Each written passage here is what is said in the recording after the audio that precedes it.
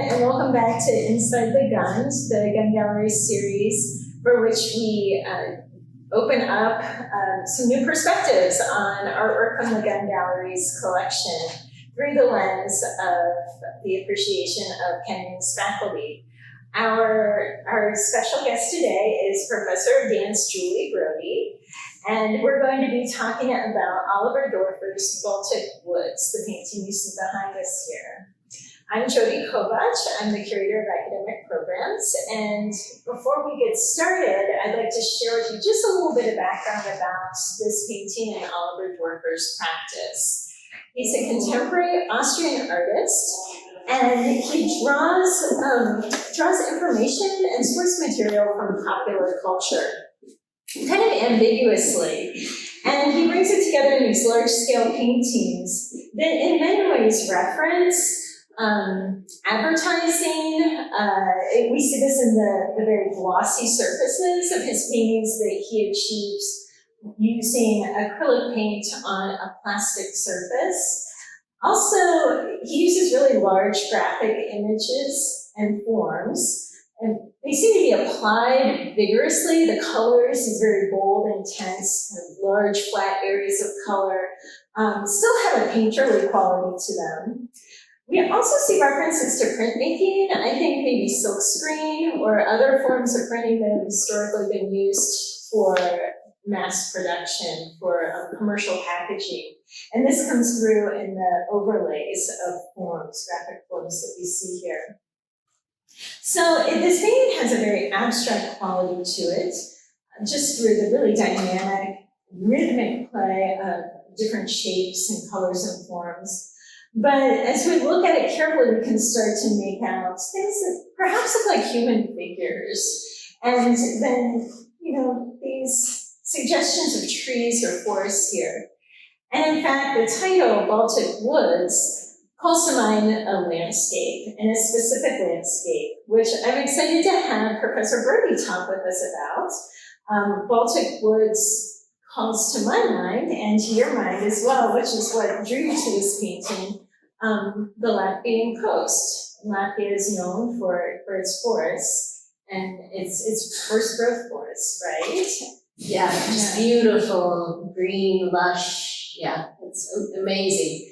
I was a Fulbright scholar in Riga for 5 months in 2016, and I just fell in love with the culture, the environment, the love of nature, the love of the arts that I saw there. And so when I saw Baltic Woods, I said, oh my God, that's perfect. And this we'll talk a lot about it, but it does call to mind many things about the culture that I experienced, and some of it even a little disturbing, I think, for me. Some of it feels a little dark. So I was there teaching dance, and I became very interested in the folk dance community in Latvia. And this has its roots way back in the 9th century, when the Baltic tribes were engaging in their pagan worship rituals. They used music, song, poetry, ritual events to try to connect with what they saw as the gods. And so you still see a real respect and connection to that tradition even today. So there are all these Latvian folk symbols that they represent different things. They're usually protective or to bring good luck, like fertility or wealth or health or something like that. But there are all these different beautiful symbols, and you see them, people have them hanging in their homes. They're used in the Latvian folk dances to this day in the formations of the dances. They're woven into the dances themselves. And within them, there's the idea that the horizontal line reflects the horizon, the vertical line connects heaven and earth, and then of course circles sort of the universal idea of community or unity, right? So that I saw definitely here in these large circles, right? I also saw a sense of verticality in places and the horizontal lines in places. I wondered if that was some kind of reference to these folk symbols. I don't know, I'm guessing. But certainly that made me think of it. So, yeah. Right, I definitely see that. And also, Even some of these designs in here. right, this figure here, I think it calls to mind a lot of different things for me. I like what you were saying about the folk symbols and the ancient traditions, because a lot of these seem like archetypal forms to me. In some ways, the flatness of them, the minimal quality suggests a petroglyph type of form. Yeah. But I think it's alluding to these ideas ambiguously. This even reminds me of the Venus of Willendorf figure. Yeah. But then again, she looks like a dancer too. Yeah, I see very much. Immediately I saw a dancer jumping, and this even reminds me of the little leather shoes that they use for folk dancing. And it's sort of interesting, I didn't get this right away, but the more I looked at it, like this would be the outline of the big folk dance skirt, potentially, right? So it's sheer, you can see through it there, but like the bodice up at the top and then the big folk dance skirt down below, perhaps. So that's sort of how I read that. And even the white around here in the folk dance tradition, they weave little flowers together from the forest. They go out and pick the flowers and make a little headdress out of it. So that reminded me of that. And then of course in the woods. I also wondered with the circles, again this idea of unity, but many of the big folk dance festivals center around the solstices, right? So maybe this is the summer solstice, I don't know, this big lighter circle. Maybe this is the moon, who knows, yeah. But it made me think of that as well, yeah. And as you're describing this, I'm really becoming much more aware of, I guess we could say like the musical qualities of this. I'm starting to hear things and to see movement. And I'm wondering if you can describe a bit more just about the folk dances that you studied and the types of movement that are unique or particular to what you study when you're in Latvia. Well, the folk dance originally was very much a part of community life. It's, very simple actions, a step and a touch, a step, a touch, a circle, gallops and skips, and, sort of what we associate with folk dance movements. In Latvia, almost all of the folk dances are partner dances, which is not always the case. But they're almost always they're partner dances. What you see is that when Latvia was occupied by the Soviet Union and then by Germany and then again by the Soviet Union, especially when the Soviet Union occupied, they took the folk dances, which were very much a sort of a symbol of the national heritage, and tried to use them to spread Soviet ideology. So they created these huge, extravagant festivals and very much codified the folk dances. They became much more technical, huge, large-scale productions, and they changed the tone of the lyrics to reflect Soviet propaganda and ideas. So the folk dance definitely changed during those years, but it always maintained sort of this undercurrent of preserving national heritage, and it was actually part of the resistance movement. So Baltica was when the 3 Baltic states came together, and a big part of it was the people getting together and doing these folk dances and sort of resisting the Soviet Union and what they were doing. So this is why I maybe find some of this a little darker. So to me, like this, as soon as I read it, I felt like it was sort of a muzzle on both of them, but this one particularly where it's so dark. And I wondered if that was some kind of referencing of those years of occupation. At the same time, the Latvian language is full of vowels, which makes it's a very beautiful language to listen to, and it makes it really appropriate for singing, right? So all of these rich vowel sounds. And so, the circular shape reminded me of that a little bit here in particular, but then I wondered, is this about sort of quieting that voice in some way, or, that was being smothered, that voice. To me, this one feels much darker. That's really interesting.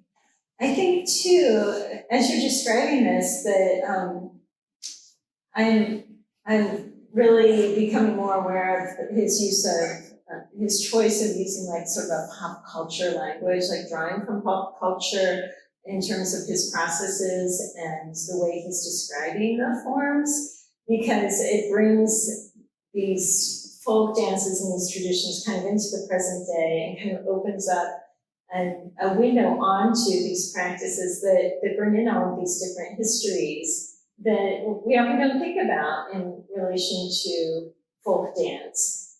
That's something, or any sort of folk cultural tradition. You think that it's traditional, but what you've described here about its appropriation by the Soviet Union, and then had this very interesting double-edged quality as a form of resistance. Yeah, and it remains fascinating. This is less about this and more about the dance there, but so it was used by the Soviet Union, but now it's been sort of reclaimed. And now they weave in modern dance, all different kinds of influences, and they still have these large-scale festivals.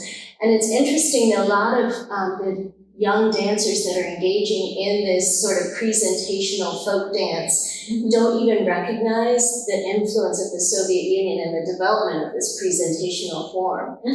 So I had some of my students that were professional folk dancers, and I would say, can you show me a dance? And they'd show me the dance, and I was like, well, show me a real folk dance, one that's not like you jumping, and getting your legs all the way up and, so formal and stylized and all of that. And they're like, well, that's not folk dance. They're like, that's just what everybody does. That's not folk dance. Oh. So it's really interesting how the idea of this has shifted with time, and because, the younger generation grew up with that, so yeah. How have you used that research and this knowledge and your experience in Latvia in your own practice and your teaching? Well, I've been including students in my research, and one of my interests is in notating the folk dances and actually trying to go back and discover. You can't ever find, there's no authentic folk dance, right? You can't say one thing is authentic and another isn't, but going back to the archival materials and reading about the first expeditions where they were going out and interviewing the older generations and recording what they remembered about dancing in their villages.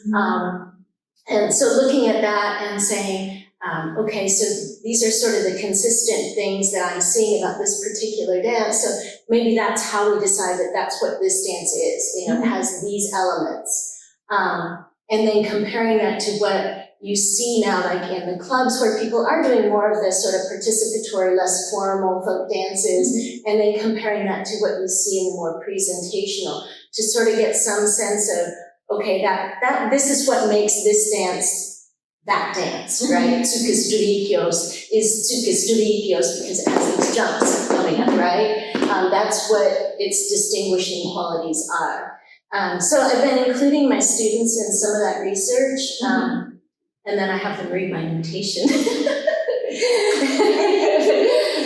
Talk a bit about the notation, and I think it's interesting in relationship to this painting too, because it's a visualization on paper. I should have brought some, yeah, so it's very graphic, yeah. I'm sorry, what was the question? Oh, just really, I think a lot of people outside the field don't know what lava notation, is that the correct terminology? That's right. Yeah. What it looks like. Yeah, so it's a staff. It's not dissimilar to a music staff, except for it runs vertically instead of horizontally. So you read time going up, and there's the center line on the staff represents the center line of the body. So any of the symbols on the right side are for movements of the right side of the body, and symbols on the left are for movements of the left side of the body. And all of the symbols, the basic ones are based off of the rectangle, right? And so the shape of the symbol shows the direction, the shading shows the level, the length of it shows the duration, and then where it's placed on the staff shows which body part it's referencing. Mm-hmm. So that's sort of the basics of it. And then as the complexity of the movement gets more, the score goes out, right? You add details out. Mm-hmm. Yeah. Mm-hmm. So that's sort of how that works. Yeah. So if you were, let's say we were working together to use this painting for your teaching, and any aspect of your teaching, is there any sort of way that you could conceptualize using this as a resource or something that the students could respond to? Yeah, I mean, we've done some of these projects in the gallery in the past, and another side of Laban's work, Rudolf Laban, who developed Laban notation, is Laban movement analysis. And so I would probably use that language with working with a painting more than the actual Laban notation. Mm-hmm. So the Laban notation is very quantitative, while the movement analysis is more qualitative. It's broken down into 4 basic categories: body, effort, shape, and space. So you can enter into any movement from any one of those points, or any kind of painting as well. You could enter into it from any one of those points. So you could look at this figure as a body and talk about what you see there. I see a lot of verticality in that figure, right? Maybe a little bit of lightness, especially down here. It's lighter than certainly this is, yeah. So that would be an example of body. Mm-hmm. Effort is the quality, so that would be time, weight, space, or flow. Mm-hmm. I see a lot of strong weight in this. It's very bold, right, and strong, these lines. But there are moments of lightness, like the little hairs up at the top, maybe. Or like I said, like her feet, I see some lightness, in the sense of resisting gravity, maybe.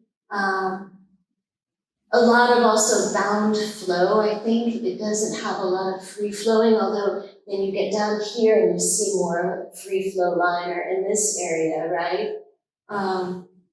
Yeah. Also a lot of directness in the work. With some moments of indirectness in here, in particular, I would say. Which is the suggestion of the figure and the patterns. Yeah, the patterns in there, yeah. And yet the directness being in the trees and the really graphic. Yeah, it's very specific, pinpointed focus, right? So indirect meaning sort of a more multi-focused, softer focus, which I see in that, right? Mm-hmm. So that would be body, effort, shape. Obviously the circular shapes, but you could also talk about arcing through the space, right? Mm-hmm. Or the spoking, like the tree trunks. What about color? Does color play into it, or is sort of specific? I mean, we don't use color in movement analysis per se, although I think you can relate it to probably effort. Mm-hmm. Yeah. Sure. Yeah. Mm-hmm. And then space. Certainly in space, we talk about the kinesphere, which is the range that we occupy, right? So these circles, again, remind me of that sense of a kinesphere, a world that they're living in. You can also talk about, in terms of space, whether or not it's a peripheral pathway or a transverse pathway, or a central pathway. So that I see, I'm really drawn to the verticality of this versus a lot of the rest of it. So that much more of a central pathway, well, this is more of a peripheral with the circling around here. Yeah, so those would be ways that I would encourage the students to engage with it and think about it in terms of their movement. How could they improvise using some of those entryways? Maybe start with body, maybe move to effort, then shape, then space, and see what that triggered for them. Yeah. And I hope that we can do this sometime, because especially with this painting, because of what you've described here, it sounds like there are a wide realm of possibilities for the students to engage. And also just the fact that these forms, Dorfer himself describes them as mnemonic images. And since they aren't so literal and they are evocative of memories and stories, maybe that makes it more accessible to a sort of engagement or analysis that you just described. Yeah, and I do get a more dramatic kind of context with this idea of the muzzling as well. But yeah, and then certainly the outside could be seen as maybe that's the sea, right? And the woods surrounding the sea. Yeah. Right, it's a really novel approach to landscape in the ways that you've really suggested already, primarily with the circular structuring, as opposed to, we often think of landscape as structured along a horizontal, the horizon. Yeah. And as something that we look out onto, kind of take into our gaze. Almost, oftentimes landscape traditionally is like a window onto another world. This really brings you into the painting in a different way, a different sort of movement, and it sort of encompasses you. It does, yeah. Yeah, you have that little bit of referencing to the horizon underneath those trees there, but I think to me this speaks of a much larger world that he was looking at. Which again, that's that sense of a holistic approach to the arts that I felt there. That it's very much the music, the song, the dance, it's all part of who they are, as well as their connection to the environment and what that meant to them and still means to them. So, most of the people are now living and working in Riga, but many of them still have family homes out in the countryside. Yeah, and it's also interesting, there's still this sense of a little bit of conflict between people who identify as truly Latvian and then the Russian people who are still there in the country. So like I went for the summer solstice Ligua with one of my students way out in the country. And we drove past this beautiful home, and she said that was my grandparents' home, but it was taken from them, during the occupation. So her parents came back then and built this summer, well, it's not a summer home, it's a home, just gorgeous, right next door to where her grandparents had lived.